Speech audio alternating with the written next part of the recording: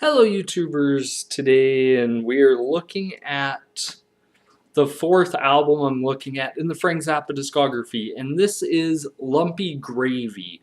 Now this is heavily debated on, how'd you put it, where it fits, because some say the Capitol version predates We're Only In It For The Money, and then the Verve and MGM after the lawsuit changed the date to another date. It's hard to place it. But anyway, we're talking about Lumpy Gravy, which is considered the first Zappa solo album, truthfully, which Capitol commissioned Frank Zappa after the success of Freak Out to do orchestra, like to start orchestra pieces. So he said, okay, yeah, I'll do it and all that. And then when it was just about to be released and all that, MGM and Verve launched a massive lawsuit against it, saying that it was in breach of his contract. And subsequently, Lumpy Gravy was re-edited by Zappa as pretty much his project called No Commercial Success, which he wasn't really wanting commercial success or potential out of it, which produced 3 other albums, Rolling In It For The Money, Cruising with Ruben and the Jets, and Uncle Meat.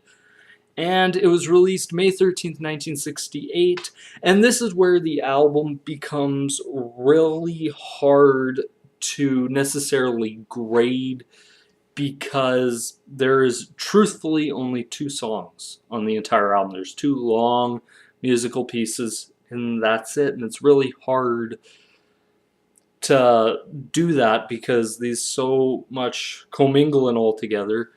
And in later years, it was redone by Zappa, re-edited into how he thought it should be. So, but let's get into this.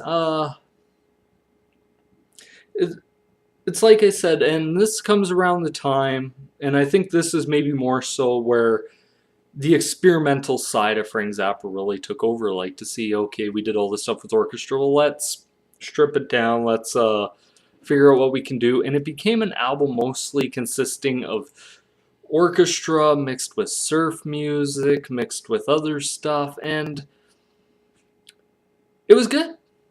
And it was Capitol invested $40,000 into their album, and oh god, and it really turned into this massive thing. But it was actually, this album was maybe more well received than critically than it was maybe so commercially, for just the complexity of the music and all that. But there are sections. There's nothing extremely long about, if you break it down into each section, there's nothing extremely long, like Wikipedia did.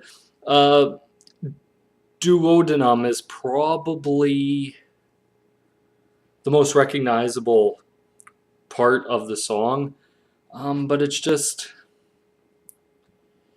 not enough there. Like, it's too much of a more experimental nature, really, than to grade it anything.